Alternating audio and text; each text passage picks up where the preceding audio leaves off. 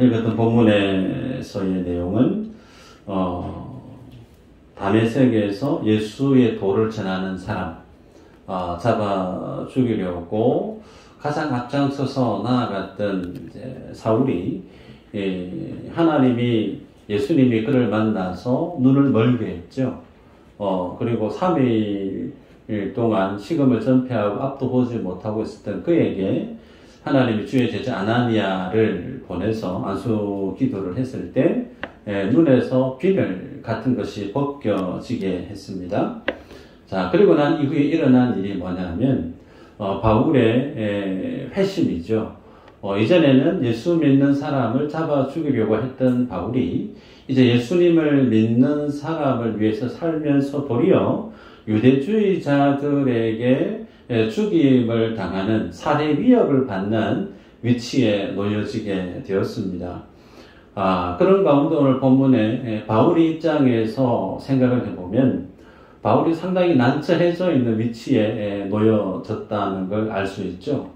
문제는 예수님을 만나서 그가 회심을 하고 복음의 비밀을 깨닫고 정말 예수가 그리스도다. 예수가 메시아고 그리스도고 예수가 구원자이다라는 사실을 힘주어 얘기하는데 전하는데 정작 예수님을 믿고 있는 기독교인들은 당황스러운 거죠.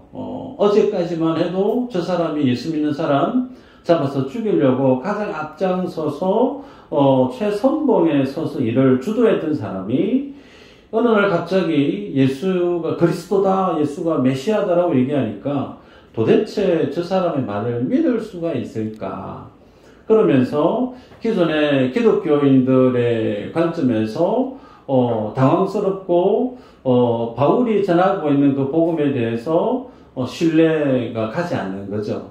더 난처한 것은 예수 믿는 사람을 잡아 죽이는 일에 가장 최선봉에 섰던 그를 중심으로 움직였던 유대주의자들이 갑작스럽게 돌변해서 예수가 그리스도다라고 얘기하니까 이제 바울이 어떻게 보여지죠? 변절자로 보이는 거죠. 배신자로 보이는 겁니다. 그래서 유대주의자들 눈에서 예수님을 믿는 사람들은 박멸하고 없애고 죽여 없애야 되는 핍박에 죄인이 지나지 않는 인생이었는데 그 사람들보다 더 밑상이 누구냐면 자기들과 함께 그 일을 하던 사람이 바뀌어져 버리니까 변절해 버리니까 바울이 더 나쁜 사람으로 낙인 찍히게 된 거죠. 그래서 본문에 보면 바울을 이제 죽이려고 하는 테러단이 조성되어진 걸 우리가 알 수 있습니다. 자, 양쪽에서 바울은 지지를 받지 못하고 자신이 설 자리가 사라져버린 그런 상황에 놓여 있는데 그런 와중에도 바울이 어떤 삶의 모습을 일관했느냐면 예수가 그리스도다라고 더 힘내서 힘주어 힘을 얻어서 주의 복음을 증거했다라고 본문은 기록하고 있습니다.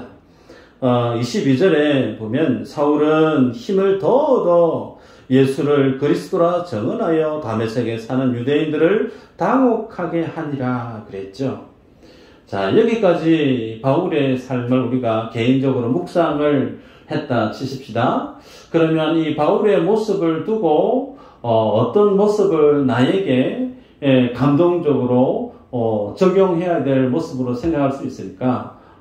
눈에 보이는 것은 바울의 회심 사건이고 눈에 드러나 있는 것은 바울이 주님 앞에 믿음의 삶을 살아가고 있는 모습이 드러나 있죠. 그래서 어떤 분들은 바울은 예수 믿는 사람들에게도 지지받지 못했고 도리어 유대주의자들로부터도 살해 위협을 받음에도 불구하고 전혀 움츠려들지 않고 숨지도 않고 타협하지도 않고 더욱더 예수가 그리스도다라고 힘주어 복음을 전하는 이 바울의 이 모습, 너무 멋있다. 나도 상황과 환경에 억눌리지 않고 하나님의 복음을 힘주어 전하는 복음의 전도자가 되어야 되겠다. 주님 은혜를 주세요. 이렇게 적용점을 개인 큐티 노트에 적으시고 그렇게 기도하시는 분 혹 있을지 모르겠어요. 어쩔 수 없는 부분은 우리가 성경을 볼 때 드러나 있는 인물이 가장 먼저 보이는 거죠. 그런데 우리가 잊지 말아야 될 사실이 뭐냐면 우리가 성경을 보고 신앙생활을 하면서 만나야 될 분은 아브라함이 아니에요. 모세가 아니죠. 다윗이 아니고 베드로가 아니고 오늘 본문의 바울이 아니죠. 누구를 만나야 되죠? 하나님을 만나야죠. 예수 그리스도를 만나야 돼요. 그냥 평범했던 인생이었던 그들을 주님이 만나 주셔서 그들을 하나님의 일을 맡은 자들로 세워가고 그들을 하나님의 나라의 주역으로 쓰시고 있는 그 하나님.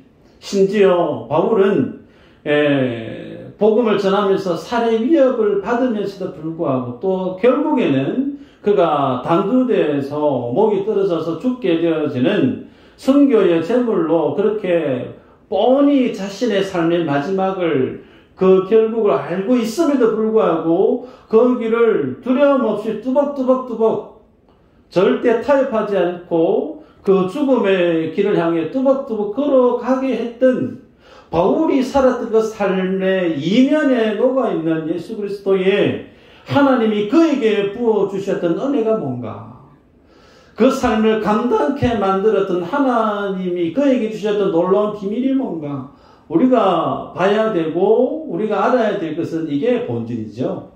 바울이 정말 훌륭하게 복음사역 잘했다. 상황이나 환경에 절대 타협하지 않고 인생 불꽃처럼 살았다. 나도 한번 열심히 살아보자. 화이팅. 그게 아니라는 거죠. 자, 그러면 오늘 본문에서 우리가 보게 될 때 성경은 그렇게 기록하고 있습니다. 바울이 더욱 힘을 얻었다 그랬어요. 힘을 얻었기 때문에 그가 상황과 환경 속에 자신을 위협하는 무리들 앞에서도 타협하거나 도망치지 않고 계속해서 복음을 전했단 말이죠. 그래서 이 말씀을 보면서 우리 모두가 공감할 수 있는 것이 그렇지, 상황과 환경을 초월할 수 있고 그것을 돌파해낼 수 있는 것은 하나님이 하나님의 일꾼에게 주시는 이 힘과 능력이 있어야 되겠구나. 주님 내게도 바울에게 주셨던 이 힘과 능력 주님 내게도 주십시오라고 기도하고 싶은 마음이 들 수 있습니다. 그래서 나름 믿음의 열정이 있는 분들, 열심히 있는 분들, 그런 분들이 주님 앞에 나와서 구하는 기도 중에 어떤 기도가 있느냐면 주님 내게 능력을 주십시오. 바울에게 주었던 그 힘을 주님 내게도 주십시오. 그런 기도를 왕왕 할 수 있습니다. 그런데 오늘 본문에서 하나님이 바울에게 주었던 이 힘이라고 하는 이 표현 속에 녹아있는 이 힘의 모습이 어떤 것인지에 대해서 우리가 알아야 되죠. 본문에 보면 마지막에 후반부에 바울이 복음을 전하다가 다메섹에서 빠져나갑니다. 그죠? 탈출을 해요? 그 탈출을 하는데 군자는 대로로 가야 된다. 그러면서 벌건 대낮에 큰 길로 딱 어깨 딱 펴고 그렇게 당당하게 걸어서 다메섹 지역을 벗어났습니까? 바울이 하나님께로부터 힘을 얻어가지고 한번 설교를 딱 했더니 수만 사람들이 막 일거에 회심을 하고 심지어 바울을 잡아 죽이려고 했던 유대주의자들이 자신의 죄를 깨닫고 정말 그 앞에서 꼬그라지고 그들의 입이 그냥 딱 틀어막혀지고 하나님의 천군 천사가 대동해서 세상 모든 사람들 꼼짝달싹하지 못하게 만들고 당당하게 꼿꼿하게 그 다메섹 성을 유유히 걸어서 다음 사역지로 바울이 이동을 했는가? 그렇지 않아요. 다메섹 성 꼭대기에서 창문을 열고 광주리를 타고 바울의 제자들이 바울을 그렇게 탈출시켰다라는 걸 본문이 기록으로 남겨놓고 있죠. 여러분, 우리들이 하나님께 기도할 때 주님 내게 힘을 주십시오. 내게 능력을 주십시오. 이런 기도 하실 수 있어요. 그런데 그런 어떤 기도하면서 내가 기대하고 바라는 주님께로부터 받고 싶어하는 그 힘과 능력의 일반적인 모습들은 어떤 것이냐면 다른 사람들을 압도할 수 있는 다른 사람들을 쉽게 복음을 전할 수 있는 어떤 그런 어떤 능력, 권한, 힘, 어쩌면 그것이 돈일 수 있고, 거기에 권력일 수가 있고, 혹은 어떤, 많은 사람들로부터 인정을 받을 수 있는 어떤 그런 세력일 수도 있어요. 여러분, 그래서 오전에도 그런 말씀 비슷하게 들었지만, 우리가 기대하는 많은 힘과 능력은, 이 세상에서의 안목의, 육신의, 이생의 자랑거리에 해당되어지는 것들이 부지기수라는 겁니다. 그런데 좀 전에 말씀을 드렸지만 바울이 하나님께로부터 힘을 얻었는데 그 힘을 얻어서 그가 살아했던 삶의 모습은 정반대의 모습이 펼쳐지지 않습니까? 무슨 과일 바구니도 아니고 광주리에 바울이 들어가서 대롱대롱대롱 성 꼭대기에서 막 위험스럽게 타고 내려와서 주랭랑치는 야만 도주하는 그런 바울의 모습. 여러분, 이 모습이 멋있게 보입니까? 다른교로 뭐 과일 바구 선물 바구니도 아니고 바구니에서 몰래 뭐 탈출하듯이 도망치듯이 그렇게 자취를 감추고 사라지는 바울의 이 모습을 두고 여러분, 이 모습이 하나님의 능력이고 이 모습이 하나님이 힘을 더해 주신 모습의 실체라고 할 때 우리가 주님 앞에 간구하고 기대하는 요구하는 힘과 혹은 능력과 주님이 실제 복음 사역의 현장 가운데 보여주고 있는 이 모습과 괴리감이 너무나 크지 않습니까? 여러분, 이것 통해 우리가 알 수 있는 게 뭘까요?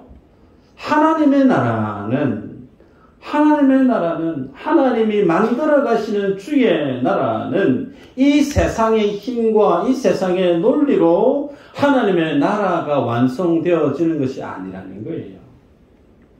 이 사실을 꼭 기억하시길 바랍니다. 세상은 뭐니 해도 머니가 최고다. 세상은 그래도 배경이 든든한 사람이 있어야 되지.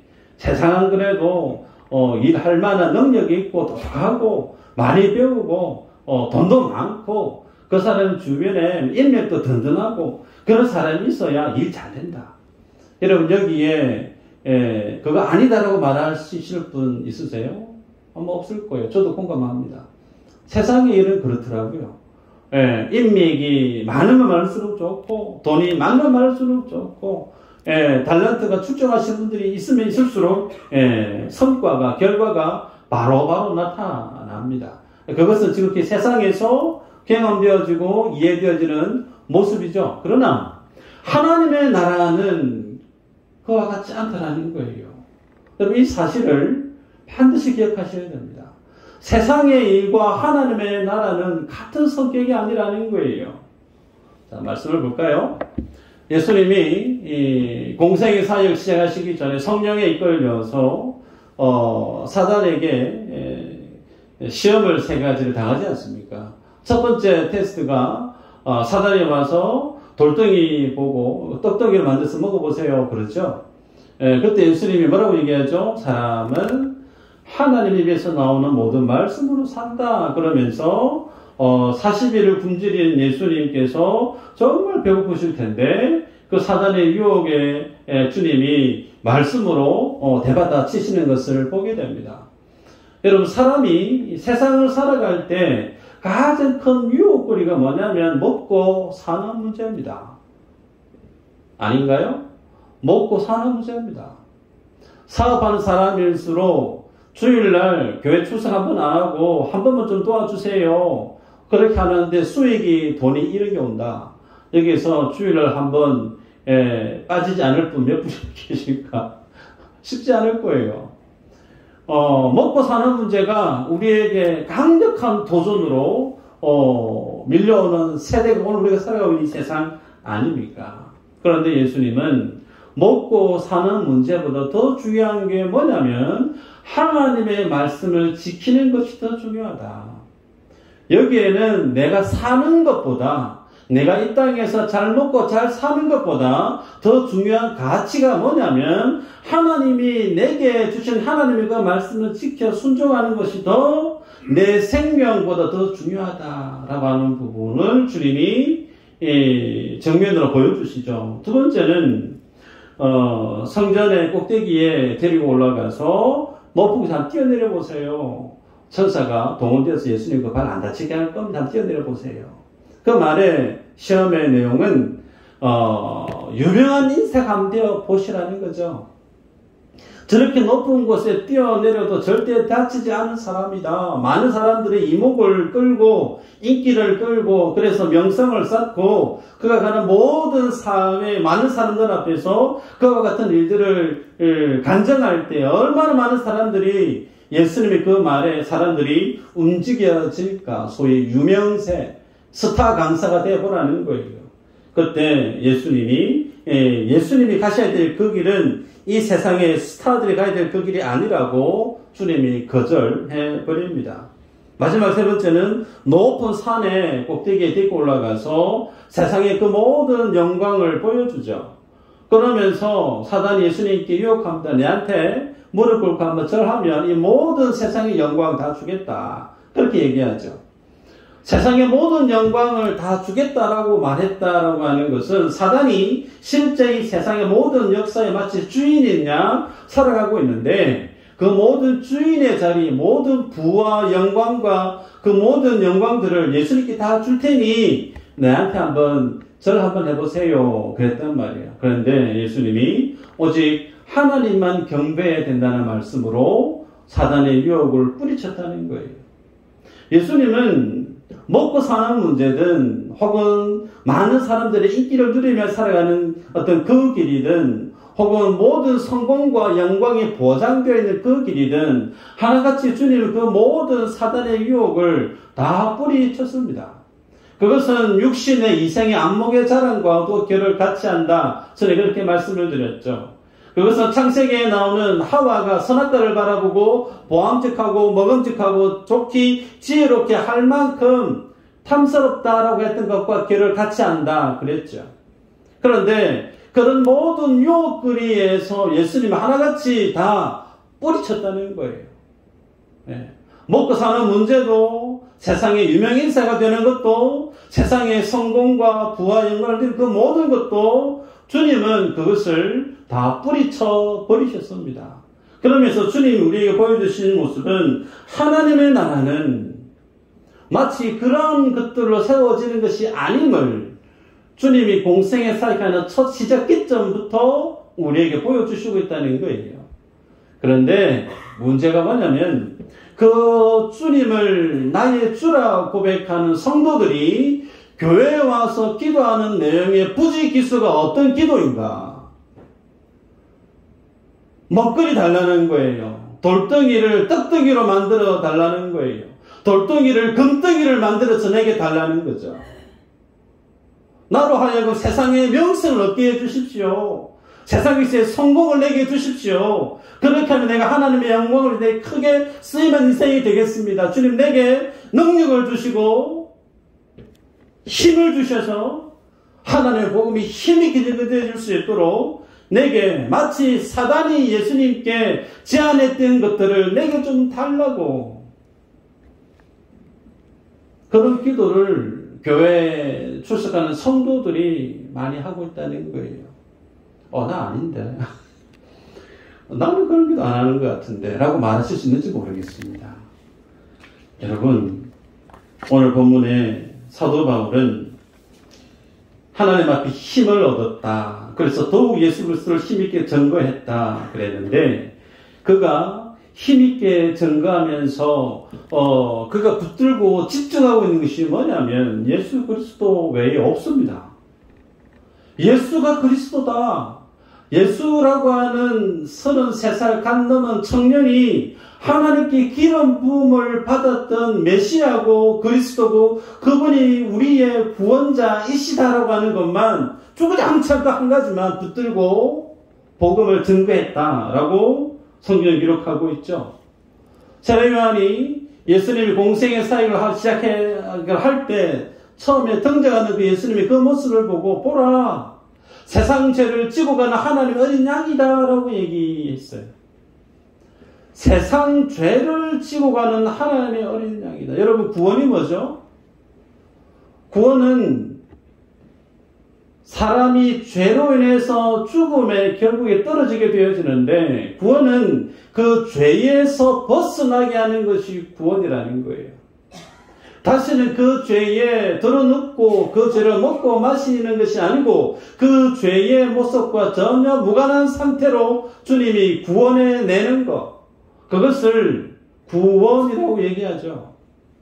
교회는 에클레시아라고 얘기합니다. 세상으로부터 구별되어 부름을 입은 사람들, 그것이 에클레시아가 교회란 말이에요. 그러면 교회에 있어서의 구원은 어떤 것인가? 세상에서 온전히 벗어나고 세상에서 떠나온 것이 뭐라는 거예요? 구원이라는 거예요. 아멘인가요? 세상을 떠나온 것이 구원이라고 함에도 불구하고 머리로는 이해는 해요. 그런데 여전히 나의 기도 제목의 순위의 상위 레벨에 뭐가 있느냐면 세상을 구하는 기도의 내용들이 늘 상위 기도 제목에 자리해 있는 것이 우리의 모습이 아닌가라는 겁니다. 여러분, 주님이 제자들에게 너희들 이를 기도해래 그러면서 주기도문을 가르쳐 주실 때 일용할 양식을 놓고 구하라 그렇게 말씀을 하시죠. 왜 일용할 양식을 구하라 하셨을까요? 일주일치 구해도 되고 1년치 구해도 되고 평생 한 번 구하면 평생 일평생에 보상되어지는 그것이 얼마나 좋아요. 그런데 하나님은 일주일치도 아니고 이틀치도 아니고 일용할 양식을 구하라고 그랬어요. 그 말의 의미는 성도가 세상을 살아갈 때 일용할 양식, 즉 예수 그리스도로 모든 것을 얻음으로 살아가는 인생이 하나님의 자녀의 삶이라는 거예요. 예수 그리스도로부터 주어지는 것만이 성도가 세상을 하나님의 자녀답게 살아가게 되어지는 유일한 비밀이라는 겁니다. 그래서 성도가 예수님을 믿고 믿음의 삶을 살아갈 때 여기에는 더는 나는 나의 힘으로 나의 능력으로 내 방식으로 내 수고로 하나님의 자녀다운 이 믿음의 삶을 사는 것이 아니고 내가 예수님을 믿어 구원을 얻은 주의 자녀가 되었다라고 하면 나는 매일매일 하루하루 어떻게 사냐면 예수 그리스도로부터 공급받는 힘과 능력으로 나는 이 하루하루를 살아가는 자, 그가 누구라는 거예요? 성도라는 거죠. 하루하루. 선교지에 제가 살았을 때 내일이 없었어요. 지금도 선교지에 시작하는 선교사님들은 똑같습니다. 내일이 없어요. 내일 뭘 하고 1년 뒤에 어떤 계획을 세우고 내일이 보장되어 있지 않습니다. 그날에 있을지 어떻게 될지 그래서 오늘만 사는 거예요. 오늘만 주님 주실 시간인 줄 알고 생명대로 오늘만 불꽃처럼 사는 거죠. 여러분, 우리가 주님 앞에 살아갈 때 우리는 일평생 먹거리를 두고 사는 존재가 아니에요. 하루하루 하나님을 그 하나님을 잃어버리면 안 될 정도로 하루하루 매일매일 하나님을 절대시 의지하고 주님과 함께 하루하루 살아내야만이 그 살아낸 날들만 성도가 주님 앞에 바라볼 때 믿음의 날로 카운트하시는 거예요. 하루하루입니다. 하루하루. 그런데 우리들이 일용할 양식을 구하는 것이 아니고 일주일치도 아니고 한 달치도 아니고 나는 평생 살아가야 될 것들을 지금 앞당겨서 살려고 몸부림치며 살아가는 이들이 부지기수입니다. 제가 사역했던 교회 중에 어느 장로님이에요.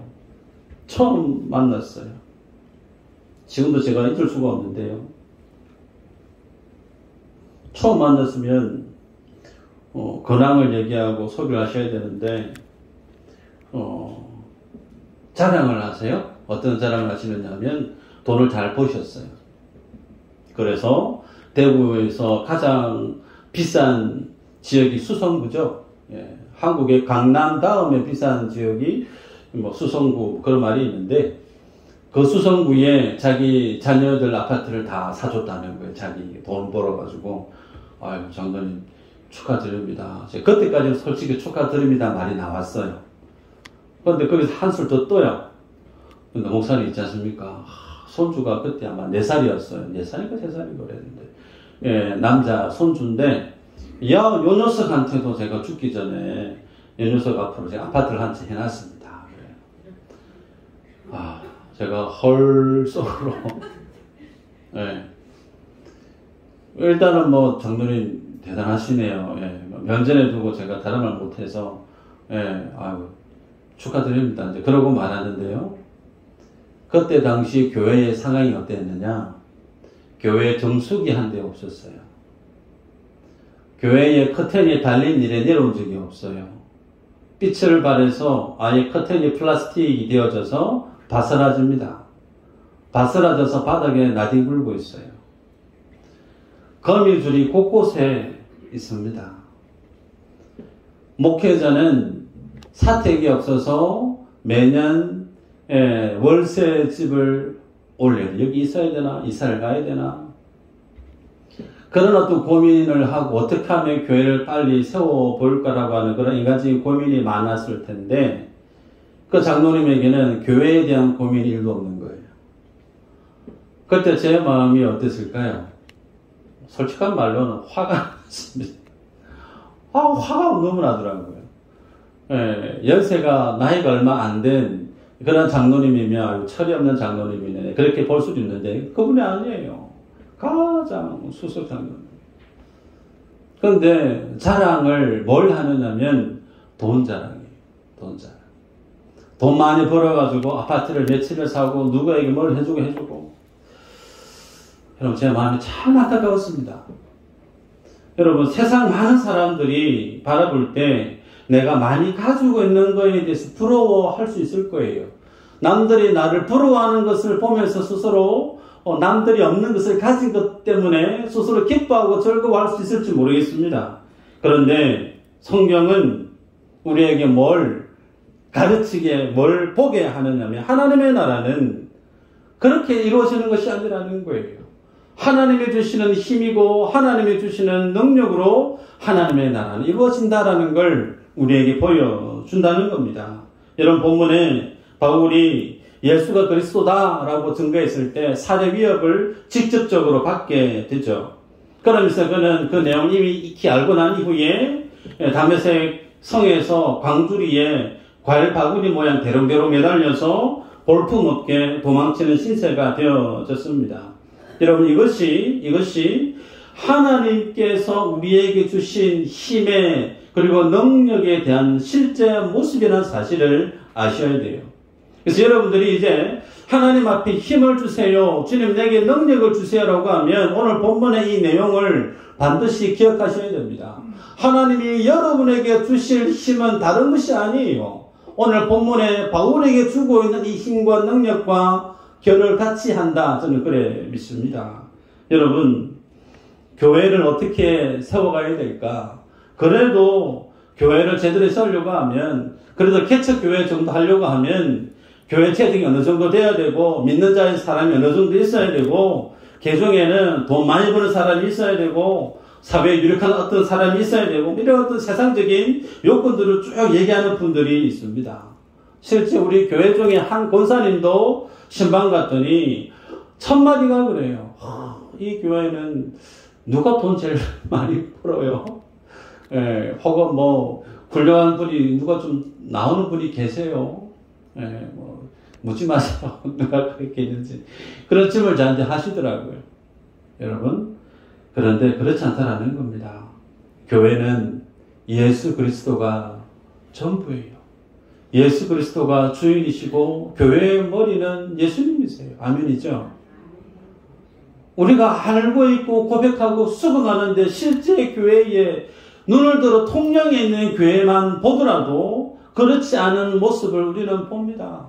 교회 안에 한두 명이 돈 많은 분이 교회를 좌지우지합니다. 한두 명이 많은 사람들의 지지를 얻었다고 해서 그 한두 분이 교회를 자기 마음대로 움직이는 그런 교회의 기형적인 모습을 우리는 지금 듣고 있습니다. 알려고 하면 쉽게 할 수 있어요. 여러분 교회는 아니라는 거예요. 교회는 예수 그리스도가 머리고 예수 그리스도가 교회의 주인임을 우리 기억해야 됩니다. 주님이 하나님의 교회를 세워가실 때 어떤 힘과 능력으로 하나님이 세워갔느냐? 세상의 힘이 아니라는 거예요. 누가복음 9장 58절에 주님이 이런 얘기하십니다. 여우도 굴이 있고 공중에 새도 집이 있으되 인자는 머리 둘 곳이 없다. 여러분, 예수님이 사역하시면서 스타 강사가 되어가지고 종교적으로 재벌이 되고 부흥 강사가 돼서 당대에 수많은 사람들이 예수님만 딱 나타나면 시장이든 얼머니든 예수님 앞에 막 굽실대고 그러면서 예수님 말 한마디면 없던 길이 뻑 생겨나고 그런 어떤 예수님의 사역을 하시더랬으면 그렇지, 교회 안에는 돈 많은 사람이 있어야지, 권세 있는 사람이 있어야지 우리는 여기에 수고할 수 있을 거예요. 그런데 그렇지 않습니다. 예수님은 여우도 굴이 있고 새도 자기 집에 있는데 나는 머리 둘 곳조차 없다. 그러면서도 주님이 세워가시는 게 뭐냐면 하나님의 나라라는 거예요. 여러분, 그 모습을 오늘 본문의 사도 바울은 자신의 삶을 우리에게 보여줄 뿐만 아니라 고린도 교회 성도들에게 자신의 삶을 통해서 얘기를 하고 있습니다. 고린도 후서 1장 8절에서 10절 말씀인데요. 성경 있죠? 한번 읽어볼까요? 시작.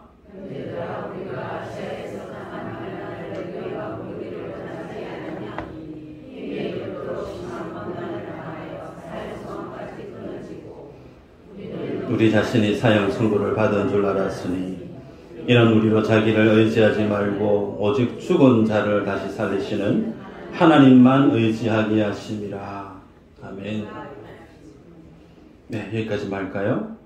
자, 주께서 주시는 힘과 능력, 사도 바울은 살 소망까지 끊어졌다. 심한 고난을 당했다.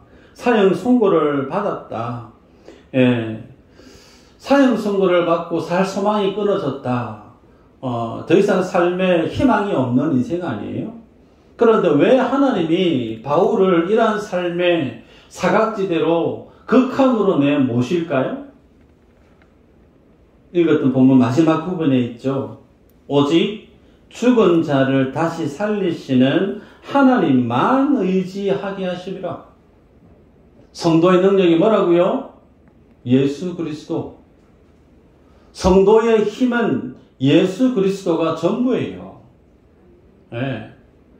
자기 자신을 의지하지 않고 내가 많이 배웠고 많이 가졌고 많은 사람들이 나를 지지하고 있고 그래서 나 정도면 뭘 해도 다 될 수 있다라고 하는 자기 자신을 의지하는 그 믿음 주님은 미워하십니다.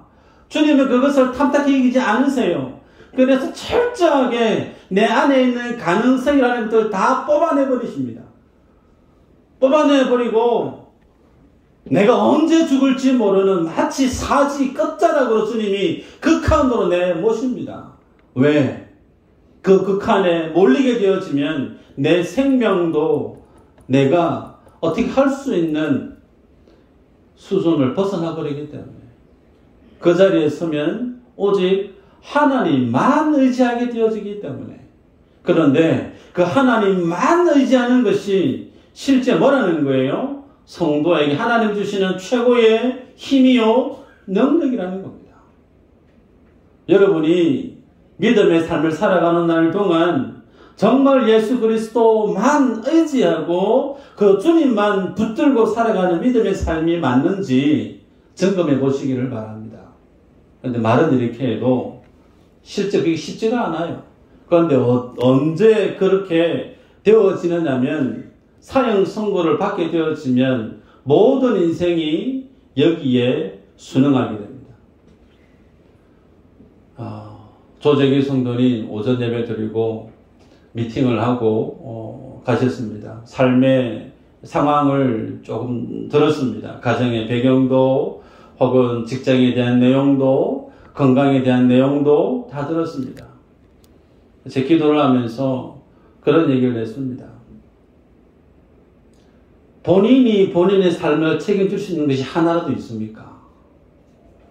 자식을 책임질 수 있느냐? 직장의 미래에 대한 안정이 보장되어 줄 수 있느냐? 생명이 이후에 어떻게 될지 장담할 수 있느냐?